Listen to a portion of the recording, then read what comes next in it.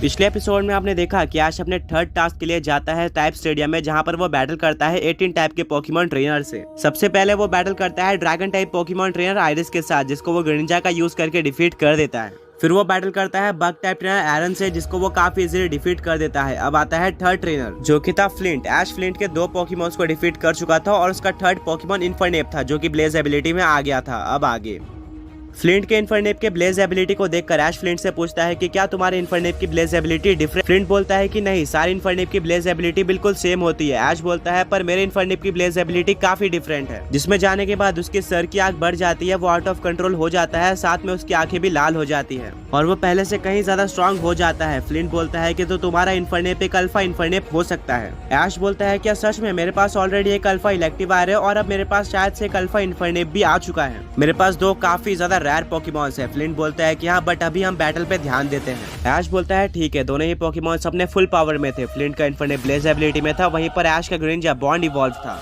दोनों ही पोकेमॉन्स में काफी इंटेंस फाइट होती है। ग्रिंजा ऑलरेडी काफी थक चुका था, जिसके चलते इन्फरनेप भारी पड़ रहा था, बट ग्रिंजा हार मारने के लिए तैयार नहीं था। लास्ट में ऐश अपने ग्रिंजा को बोलता है जायंट बड़ा शूरिकेन यूज करने। वहीं पर फ्लिंट का इन्फरनेप अपने फुल पावर से यूज करता है फ्लायर ब्लिट्स का। दोनों ही अटैक टकरा जाते हैं और एक काफी ज्यादा बड़ा धमाका होता है, जिससे हर तरफ फॉग आ जाता है। धुआं हटने के बाद देखने को मिलता है कि दोनों ही पोकेमॉन्स हार चुके हैं, यानी कि ये बैटल एक टाई है। फ्लिंट आके ऐश को कांग्रेचुलेट करता है और बोलता है कि मैं मानता हूँ कि ये बैटल मैं ही जीता हूँ, क्योंकि मैंने तुम्हारे एक पोकेमॉन को हरा दिया है और इस टाइप स्टेडियम के अंदर एक पोकेमॉन का हारना भी तुम्हारे ऊपर काफी भारी पड़ सकता है, क्योंकि अब तुम्हें बाकी टूर्नामेंट सिर्फ और सिर्फ 5 पोकेमॉन से बैटल करके निकालना होगा, जो कि तुम्हारे लिए काफी मुश्किल होने वाला है। फ्लिंट ऐश को बेस्ट ऑफ लक बोलता है और ऐश आगे बढ़ता है। ब्रॉक ऐश से बोलता है कि तुम्हारे ग्रिंजा को नहीं हारना चाहिए था, अब तुम्हें बाकी 5 पोकेमॉन्स को अच्छे तरीके से यूज करना होगा। ऐश ने ऑलरेडी 3 टाइप के ट्रेनर्स को डिफीट कर दिया था। अब वो 4th एंट्रेंस में जाता है, जहाँ से निकलता है water type Pokemon trainer. Water type trainer और कोई नहीं बल्कि वॉलेस होता है, जिससे ऐश ने ऑलरेडी पोकेमॉन जर्नीज में बैटल कर रखी होती है। ये इनका फॉर्मर वर्ल्ड चैंपियन था। वॉलेस बोलता है कि फाइनली हम एक री बैटल करने जा रहे हैं और इस बार मैं तुम्हें इतने आसानी से नहीं जीतने दूंगा। वॉलेस अपने सबसे पहले पोकेमॉन की तरह भेजता है वेलॉर्ड को। ये काफी ज्यादा बड़ा पोकेमॉन था। अपने स्ट्रेटेजी के अकॉर्डिंग ऐश भेजता है अपने पिकाचू को, जो कि एक इलेक्ट्रिक टाइप पोकेमॉन है। ये सारे वाटर टाइप पोकेमॉन्स पर सुपर इफेक्टिव होगा। वेलॉर्ड स्टार्ट करता है सर्फ अटैक के साथ। ये सारे वाटर टाइप पोकेमॉन्स पर सुपर इफेक्टिव होगा। वेलॉर्ड स्टार्ट करता है सर्फ अटैक के साथ। ऐश अपने पिकाचू को वहीं पर खड़े रहने बोलता है और जैसे उसके ऊपर सर्फ अटैक लगता है, ऐश अपने पिकाचू को थंडर यूज करने बोल देता है, जिससे ऐश के पिकाचू के इलेक्ट्रिक टाइप अटैक की पावर डबल हो जाती है और वेलॉर्ड एक ही अटैक में हार जाता है। ये देखकर वॉलेस काफी ज्यादा सरप्राइज होता है और भेजता है अपने सेकंड पोकेमॉन माइलोटिक को।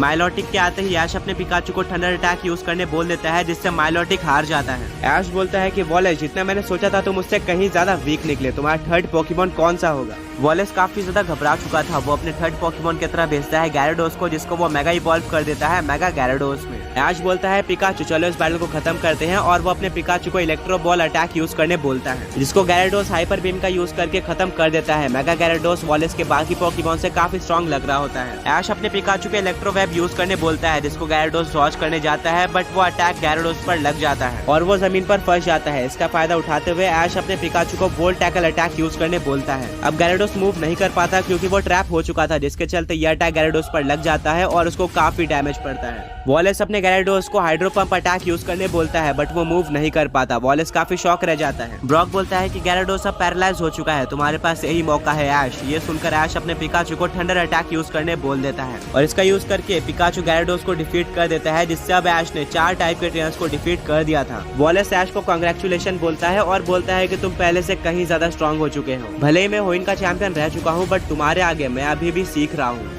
ऐश को ये सुनकर काफी अच्छा लगता है और वो जाता है 5वें एंट्रेंस में, जहाँ से निकलता है नॉर्मल टाइप पोकेमॉन ट्रेनर, जो कि और कोई नहीं मे के फादर नॉर्मन थे। ऐश ने जब पिछली बार नॉर्मन से फाइट किया था तो उसको काफी डिफिकल्टी हुई थी वो बैटल जीतने में, बट इस बार वो पहले से कहीं ज्यादा स्ट्रॉन्ग हो चुका था। नॉर्मन बोलता है कि तुम्हें इतने टाइम बाद देखकर काफी अच्छा लगा और मैं बिलीव नहीं कर पा रहा कि मैं तुमसे यहाँ पर मिल रहा हूँ, यानी कि तुम पोकेमॉन मास्टर चैंपियनशिप में पार्टिसिपेट कर रहे हो। नॉर्मन बोलता है कि तुम पहले से कहीं ज्यादा स्ट्रॉन्ग हो चुके हो। मुझे पता चला था कि तुम होइन लीग हारे हो, बट लीग हारने से लेकर अब तुम पोकेमॉन मास्टर बनने तक आ चुके हो, जो कि एक काफी बड़ा इम्प्रूवमेंट है। बट उसके लिए तुम्हें हमें हराना होगा। नॉर्मन अपने सबसे पहले पोकेमॉन की तरह भेजता है विगोरॉथ को। ऐश ब्रॉक से पूछता है कि नॉर्मल टाइप पोकेमॉन के सामने मैं कौन से पोकेमॉन का यूज करूं। ब्रॉक बोलता है कि नॉर्मल टाइप सिर्फ एक ही टाइपिंग से वीक है, जो कि है फाइटिंग टाइप, और करंटली तुम्हारे पोकेमॉन टीम में कोई भी फाइटिंग टाइप पोकेमॉन नहीं है। ऐश बोलता है कि तो क्या मैं कौन सा भी पोकेमॉन यूज कर लूं। ब्रॉक बोलता है कि नहीं, तुम्हारा म्यूटू मेगा इवॉल्व हो सकता है मेगा म्यूटू एक्स में, जिसमें जाने के बाद वो बन जाता है एक साइकिक और फाइटिंग टाइप पोकेमॉन, तो तुम उसे यूज कर सकते हो। ब्रॉक की बात मानकर ऐश अपने म्यूटू को बाहर निकाल देता है, जो कि एक शाइनी म्यूटू था। नॉर्मन इसको देखकर काफी शॉक रह जाता है। नॉर्मन बोलता है कि जब मैं तुमसे पिछली बार मिला था तो तुम्हारे पास अनइवॉल्व पोकेमॉन्स थे, जो कि नॉन लेजेंडरी थे, बट अब मैं देख सकता हूँ कि तुम कैसे इंप्रूव हुए हो। ऐश अपने म्यूटू को मेगा इवॉल्व कर देता है मेगा म्यूटू एक्स में।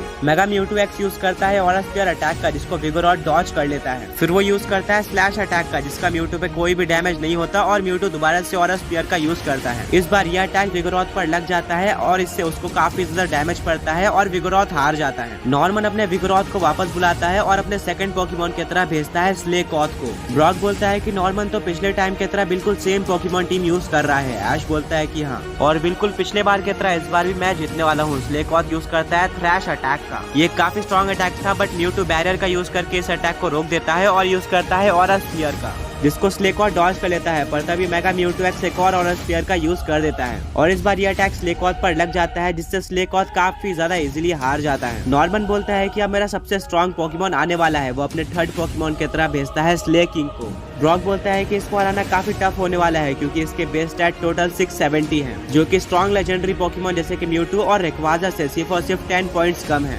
ये काफी स्ट्रॉन्ग नॉन लेजेंडरी पोकेमॉन है। स्लेकिंग सो रहा होता है, जिसका फायदा उठाते हुए ऐश अपने मेगा म्यूटू एक्स को ऑरा स्फीयर यूज करने बोलता है, जो कि स्लेकिंग पर लग जाता है और एक काफी बड़ा धमाका होता है। स्लेकिंग को काफी ज्यादा डैमेज पड़ चुका था, वो उठ जाता है और काफी ज्यादा गुस्से में होता है। सबसे पहले वो यूज करता है स्लैक ऑफ अटैक का, जिससे उसका डैमेज रिकवर हो जाता है। फिर वो हैमर आर्म का यूज करता है, जिसको मेगा म्यूटू एक्स काफी ज्यादा इजीली डॉज कर लेता है। स्लेकिंग की स्पीड काफी कम थी। मेगा म्यूटू एक्स यूज करता है साइकिक अटैक का, जिसको स्लेकिंग डॉज कर लेता है। फिर वो यूज करता है थ्रैश अटैक का, जो कि एक काफी स्ट्रॉन्ग अटैक था, और इस बार ये मेगा म्यूटू एक्स पर लग जाता है।